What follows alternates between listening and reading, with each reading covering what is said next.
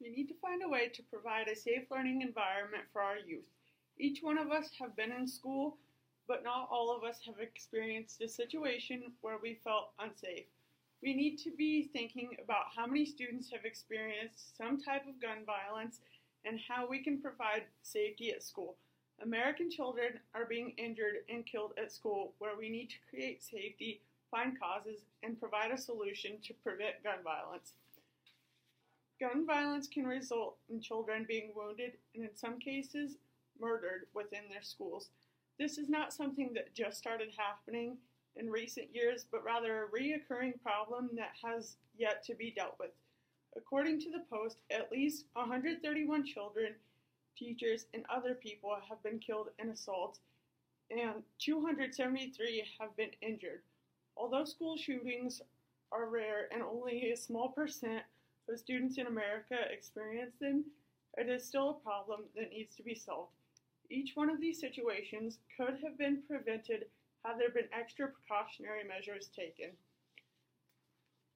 We need to provide a safer school environment for our youth. There has been a rise in gun violence, making children feel unsafe at school.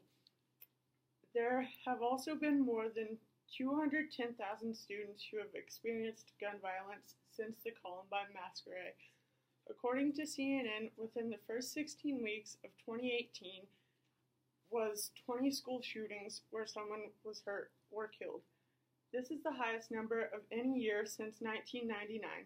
There are many reasons that someone may feel like they should participate in an act of violence against their peers. There are varying factors that lead to someone wanting to harm their peers. One of the main causes is the feeling of distress from school or home. Bullying is a problem that has been around for a very long time.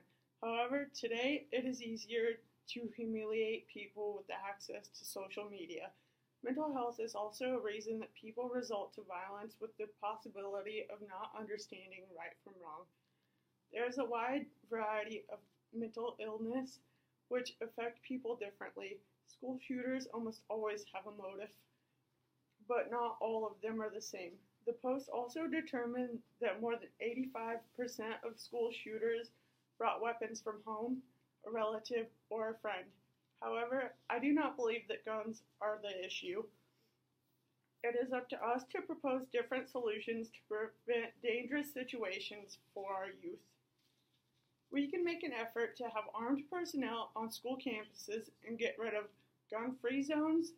Teachers can go through special training to be allowed to conceal carry on campuses. However, I do not feel that this is the correct solution for schools everywhere.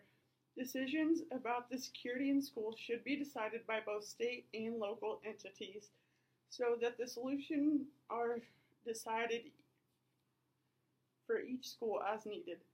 I do believe that harming teachers in small communities, even though they have a can't happen to us attitude, would be a great safety precaution, because it does take longer for law enforcement to reach rural areas.